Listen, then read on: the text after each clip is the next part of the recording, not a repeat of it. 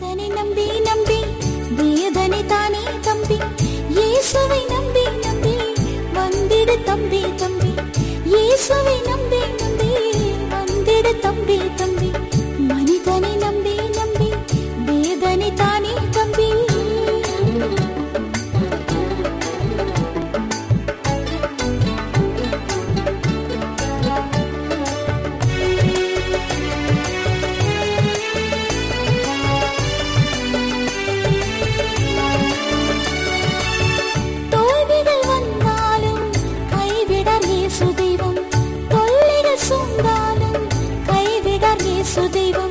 கஷ்டங்கள் வந்தாலும் கைவிடார் இயேசு தெய்வம், கஷ்டங்கள் வந்தாலும் கைவிடார் இயேசு தெய்வம், தோல்வியை நீக்கிடுவார் ஜெயத்தை தந்திடுவார், தோல்வியை நீக்கிடுவார் ஜெயத்தை தந்திடுவார், மனிதனை நம்பி நம்பி வேதனை தானே தம்பி, இயேசுவை நம்பி நம்பி வந்திடு தம்பி தம்பி, இயேசுவை நம்பி நம்பி வந்திடு தம்பி தம்பி, மனிதனை நம்பி நம்பி வேதனை தானே தம்பி.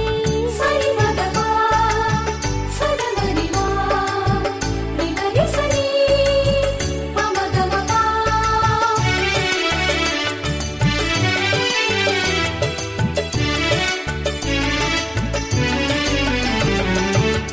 பெற்றோர்கள் மறந்தாலும் கைவிடார் இயேசு தெய்வம், நண்பர்கள் விலகினாலும் கைவிடார் இயேசு தெய்வம், சுற்றத்தார் வெறுத்தாலும் கைவிடார் இயேசு தெய்வம், சுற்றத்தார் வெறுத்தாலும் கைவிடார் இயேசு தெய்வம், காண்கின்ற தேவனவர் அன்பாய் அணைத்திடுவார், காண்கின்ற தேவனவர் அன்பாய் அணைத்திடுவார், மனிதனை நம்பி நம்பி வேதனை தானே தம்பி, இயேசுவை நம்பி நம்பி வந்திடு தம்பி தம்பி, இயேசுவை நம்பி நம்பி வந்திடு தம்பி தம்பி, மனிதனை நம்பி நம்பி வேதனை தானே தம்பி.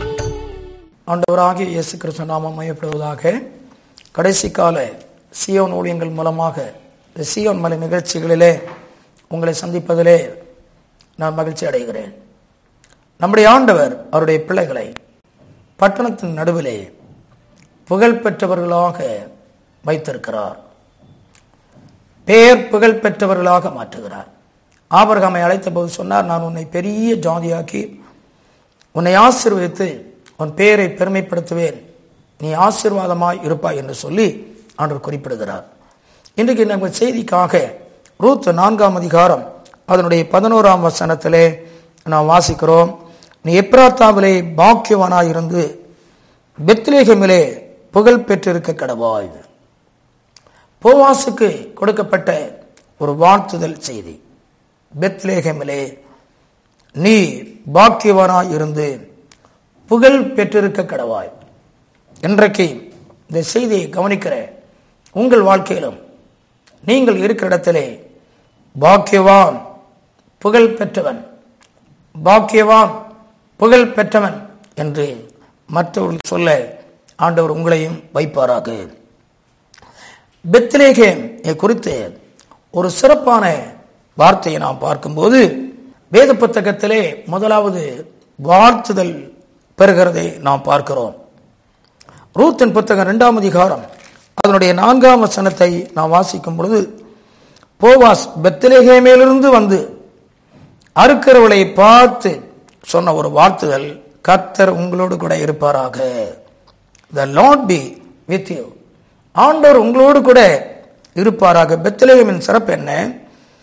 தேவனை வாழ்த்துகிற அனுபவம். இன்னைக்கு அநேகர் தங்களை வாழ்த்துகிறார்கள், மனிதரை புகழ்ச்சியா சொல்றாங்க. ஒரு அரசியல் தலைவன் வந்தால், ஒரு மத போதகர் வந்தால் அவருக்கு புகழ்ச்சியை சொன்னால் அவர் சந்தோஷப்படுகிறார். ஆனால் ஆண்டவரை புகழ்ச்சியாக சொல்லுகிற ஒரு போவாசை பார்க்கிறோம். பெத்லேகேமின் சிறப்பு என்ன?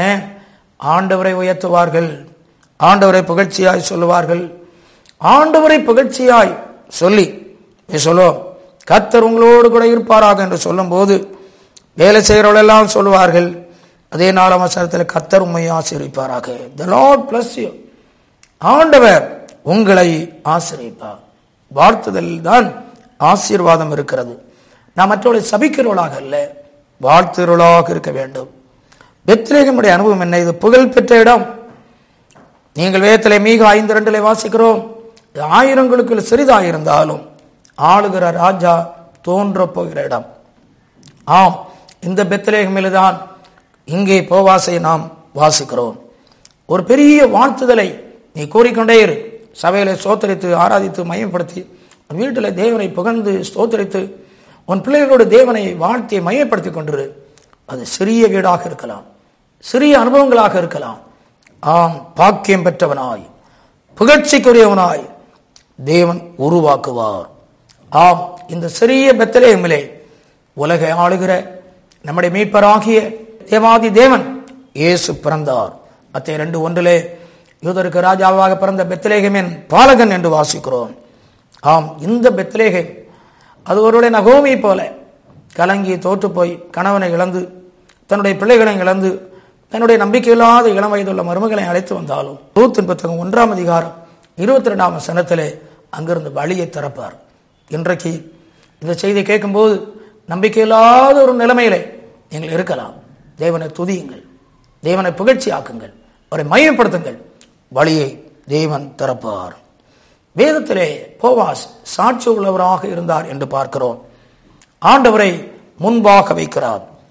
வேதத்திலே நீங்கள் 1 ராஜாக்கள் 7:21 அவனுடைய பின் சந்ததி உள்ள சாலமன் ஆலயத்தை கட்டி 2 பெரிய தூண்களில் ஒன்று அங்கே போவாசுடைய பெயரை வைக்கிறார்.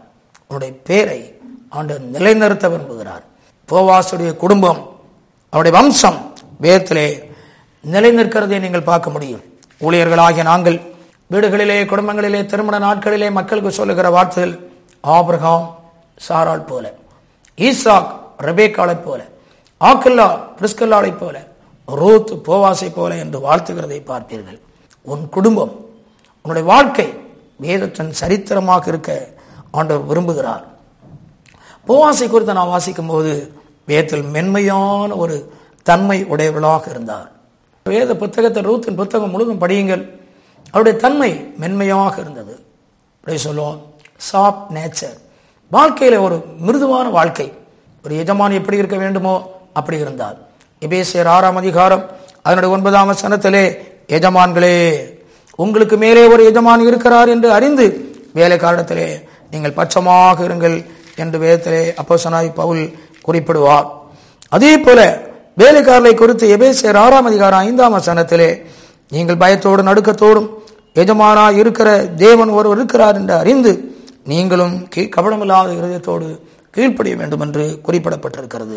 அருமையானவர்களே, மென்மையான ஒரு ஜீவியம் எஜமான் வேலைக்காரர்கள் குடும்பங்களிலே இருக்க வேண்டும். நம்மோடு இருக்கிறவர்களை விசாரிக்கிற ஒரு அனுபவம் கிறிஸ்துவுடைய தன்மை என்பதை மறக்கக்கூடாது. நம்முடைய ஆண்டவர் விசாரிக்கிறார், பிள்ளைகளை விசாரிக்கிறார், கணவனை விசாரிக்கிறார். நம்முடைய பிரச்சனையே சொல்லிக் கொண்டிருக்கிறோம், நம்முடைய குறைகளையே பேசிக் கொண்டிருக்கிறோம், மற்றவருடைய காரியங்களை விசாரிக்க நினைப்போம். ரூத் 2:9 தன்னுடைய வேலைக்காரர்கள் பக்கத்தில் இருக்கிற அந்த ரூத்தையும், நீ எங்கேயும் போக வேண்டாம், நீ இங்கே இருக்கிற தண்ணீரை குடிக்கலாம், இது முடிகிற வரையிலும் ஒருவனும் உன்னை தொட முடியாது என்று சொல்லி உத்தரவாதம் பண்ணுகிறார். வேலைக்காரர்கள் உத்தரவாதம் பண்ண வேண்டும். நம்மோடு இருக்கிறவர்களுக்கு உத்தரவாதம் பண்ணுகிற மக்களாக நாம் இருக்க வேண்டும். போவாசை குறித்து நான் வாசிக்கும் போது அவர் சாட்சி இருந்தது. ரூத்து உறவு முறையான ஒரு பெண்தான். ஒரு நாளில் நகோமி சொல்லுவார், போவாஸ் இன்றைக்கு களஞ்சியத்தில் எல்லா காரியங்களையும் செய்துவிட்டு இன்றைக்கு அவர் தூங்க போவார். அப்பொழுது நீ அந்த இடத்துக்கு போ, இன்ன விதமாக நடக்க வேண்டும், குளித்து நீ எண்ணெய் பூசி வஸ்திரத்தை உடுத்தி போ, உனக்கு அங்கு வழிகள் திறக்கும் என்று சொல்லி போகும்போது தன் கால் மாட்டில் ராக்காலம் படுத்திருந்த அந்த வேலைக்காரியை பார்த்து கேட்ட ஒரு காரியம், நீ யார்? Who are you? நீ யார்? நான் உம்முடைய வேலைக்காரியாக ரூத் என்று சொன்ன போது அந்த நடுராத்திரி வேளையிலும் அந்த தனிமையான வேளையிலும் ஒரு ஏழை பெண்ணாக இருக்கிறாளே என்று சொல்லி அவர் ஒரு சாதாரண மனிதனைப் போல அல்ல, ஒரு பரிசுத்தமானாக தன்னை திகழ வைக்கிறார். இந்த கல்யாணத்துக்கு முன்னாக வாழ்கிறவர்கள், தவறாக நடக்கிற மக்கள் சமுதாயங்களை நாம் பார்க்கிறோம். ஆனால் போவாஸ் வாழ்க்கையிலே ஒரு சாட்சி உள்ளவர். தன் களத்துக்கு வந்த பெண் குறித்த ஒரு சாட்சி கெட்டுப்போகக்கூடாது, தனக்கும் பேர் கெட்டுப்போகக்கூடாது என்று அறிந்து அதிகாலையில் இருட்டோடே அனுப்பிவிடுகிறார். தன் வாழ்க்கையிலே ஒரு சாட்சி உள்ள ஜீவியம் இன்றைக்கு வாலிபலுக்கு தேவை. உன் இளமையை குறித்து ஒருவன் உன்னை அசட்டை பண்ணாதபடிக்கு உன் வாழ்க்கை, உன்னுடைய கற்புள்ள ஜீவியம் சாட்சியாக இருக்க வேண்டும் என்பதுதான் பவுல் குறிப்பிடுகிற வார்த்தை. ரூத்தின் புத்தகம் 3ஆம் அதிகாரம் அதனுடைய 13ஆம் வசனத்திலே நாம் குறிப்பிடுகிற வேளையிலே, அந்த சோதனையான நடுராத்திரி வேளையிலே, அந்த தனிமையான நேரத்திலும் அந்த அருமையான போவாஸ், மகளே உன்னுடைய முந்தின சீரை பார்க்கலாம் உன்னுடைய பிந்தின சீர் நல்லது என்று சொல்லி கர்த்தருடைய ஜீவனை கொண்டு உனக்கென்று உள்ள வாழ்க்கைக்கு வழியை நான் பார்ப்பேன் என்று சொல்லுகிறான். ஆமருமையானவர்களே, ஒரு பக்திமான் விருப்பம் போல் நடக்கிறவன் இல்லை, தான் ஒரு ஒழுங்கோடு ஜீவிக்கிறவன். ஆம், பெயர் பெற்றவர்களை சொப்ப மதியினம் கெட்டுப்போக பண்ணும். முடிவாக ரூத் 4ஆம் அதிகாரம் 1-2 வசனங்களிலே, ஓ ஜனத்தின் அங்கீகாரத்தை பெற விரும்பினான். தன்னை விட நெருங்கின ஒருவன் முறையானை அழைத்தார், மூப்பர்களை அழைத்தார், பட்டண வாசலிலே பேசுகிறார், ஒழுங்கை உண்டாக்குகிறார், மக்களுடைய அங்கீகாரத்தை பெறுகிறார். நீங்களும் இன்றைக்கு புகழ் பெற்றவர்களாக, பாக்கியவான்களாக, பெயர் பெற்றவர்களாக இருப்பீர்கள். கர்த்தர் உங்களை ஆசீர்வதிப்பார். ஜெபிப்போம். நல்ல ஆண்டவரே, இந்த செய்தியை கேட்ட எல்லா தேவ ஜனங்களையும் தொடுவீராக, ஆசீர்வதிப்பீராக. அவருடைய வாழ்க்கையில் அந்த புகழ்ச்சி தேடி வருவதாக. பாக்கியவான் பட்டணத்திலும் சபையிலும் தேசத்திலும் உயர்ந்து விளங்குவார்களாக. இவளை ஆசீர்வதிக்கிறோம். செய்தி கேட்டமுடைய பிள்ளைகளுடைய சரீரங்கள் இருக்கிற நோய்கள் நீங்கி போவதாக, பிரச்சனைகள் நீங்கி போவதாக, சத்துருடைய கட்டுகள் அறுக்கப்படுவதாக. ஒரு மேன்மையை இவர்கள் இன்று முதல் காண்பார்களாக. ஒரு பேர் பிரஸ்தாபம் இவர்களுக்கு கர்த்தரால் வருவதாக. ஆசீர்வதியும் இயேசு நாமத்தில் பிதாவே, ஆமென். ஆண்டவர் உங்களை ஆசீர்வதிப்பார்.